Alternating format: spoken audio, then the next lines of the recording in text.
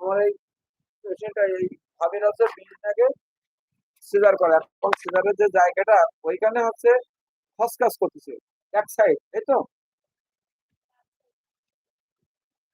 ও, এটা তো বন্ধই আছে, এই জন্য সাউন্ড আসতেছে যেটা।